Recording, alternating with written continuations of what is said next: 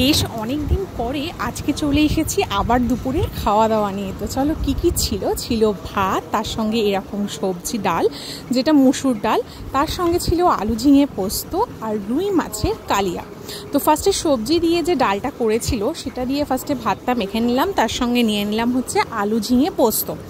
আর প্রথমেই বলে রাখি আজকে খাবারের মেনুতে কোনো রান্নাই কিন্তু আমার করা না। তো সবজি ডাল দিয়ে যখন খাচ্ছিলাম ভাবলাম একটু লেবুটাও চিপে নেওয়া যায়।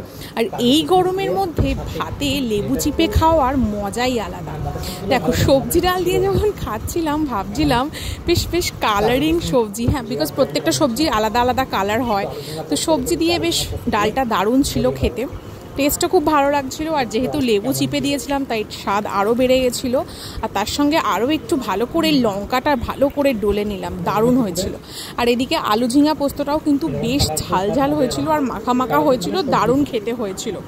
সব রান্নাই কিন্তু আজকে ও করেছে, তাই জন্য রান্নার কোনো ভিডিও তোমাদের সঙ্গে শেয়ার করিনি। আমি কাজে ছিলাম বলে আমি করতে পারিনি, আর আমার শরীরটা খুব একটা ভালো ছিল না। খাওয়া দাওয়া কিন্তু দারুণ ছিল, দারুণ। আর এই বেশ গরমের মধ্যে এরকম সবজি ডাল, তারপরে এরকম আলু পোস্ত বা আলু ঝিঙে পোস্ত, এই সমস্ত খাবারগুলো খেতে কিন্তু বেশ ভালো লাগে। তোমাদের দুপুরের মেনুতে আজকে কি কি ছিল অবশ্যই কিন্তু আমার ভিডিওটা যখন দেখবে কমেন্ট করে কিন্তু জানাতে লাগবে যে তোমরাও দুপুরে কি কি খাওয়া দাওয়া করেছো আজকে। তো আলু ঝিঙেটা কিন্তু আমার এত ভালো লেগেছিল, যখন যত শেষ হওয়ার দিকে যাচ্ছিল তত ভাবছিলাম যে শেষ হয়ে যাবে, কারণ সত্যিকারে এরকম ডাল দিয়ে বেগুন ভাজা দিয়ে আলু পোস্ত দিয়ে না মানে পুরো ভাতটাই খাওয়া হয়ে যায়, তখন যেন মনে হয় আর অন্য কোনো সবজির প্রয়োজনই পড়ে না। সত্যি এত সুন্দর লাগে, মানে মুসুর ডালটার একটা আলাদাই ব্যাপার। মুসুর ডাল দিয়ে বোধহয় শুধু ভাতই খাওয়া হয়ে যায়। মুসুর ডাল থাকলে আলু সেদ্ধ বা আলু ভাজা বা এরকম আলু পোস্ত টাইপের কিছু থাকলে তখন কিন্তু আর অন্য কিছু লাগে না। যথারীতি আমার আলু পোস্ত দিয়ে খাওয়া শেষ। আর এদিকে আমার এখনও পুরো খাওয়া কমপ্লিট হয়নি, আর ও উঠে গেল চলে, কি বলবো। যাই হোক নিয়ে নিলাম এরকম হচ্ছে কাতলা মাছের কালিয়া, যেটা কিন্তু ওই বানিয়েছিল, আমাকেও দুখানা মাছ দিয়ে দিয়েছিল।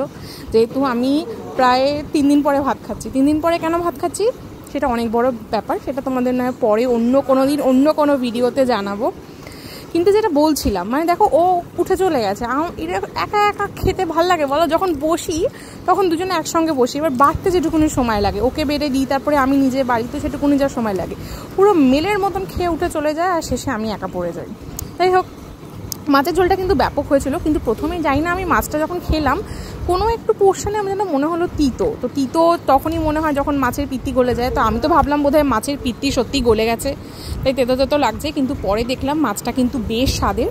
এটা কাতলা মাছ ছিল আর ও নিয়ে এসেছিল মাছটা। সবথেকে মজার কি এই মাছটাতে কতটা তেল ছিল কি বলবো তোমাদের। তেলটা আমি আলাদা করে রেখে দিয়েছি, আমার ইচ্ছা আছে তেলটা দিয়ে একটুখানি মাছের বড়া বানিয়ে তরকারি করব, যেটা মাছের বড়ার তরকারি যেটা হয়। কিন্তু আজকে আমার এমনিও সময় হয়নি, আর তেলটা যেহেতু ফ্রিজে রাখা ছিল তাই জন্য অনেকটা পুরো বরফ মতন হয়ে গেছিলো, তাই জন্য মানে বের করে আর করতে গেলে অনেকটা বেলা হয়ে যেত, সময় সাপেক্ষর ব্যাপার, তাই জন্য করা হয়নি। এদিকে আমার মাছ দিয়ে ভাত খাওয়া তো কমপ্লিট, কিন্তু মাছ কিন্তু এখনও খাওয়া শেষ হয়নি।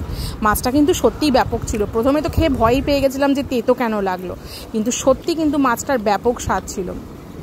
আর আমি এমনিও মানে যেসব মাছের কাঁটা কম থাকে সেই সব মাছ খেতে একটু বেশি ভালোবাসি, যেমন কাতলা বলো বা রুই মাছে তাও অল্প একটু কাঁটা থাকে, কিন্তু তাও রুই বলো, কাতলা বলো, ট্যাংরা বলো বা তেলাপিয়া মাছ বলো, এগুলো কিন্তু আমার সত্যিই খুব পছন্দের।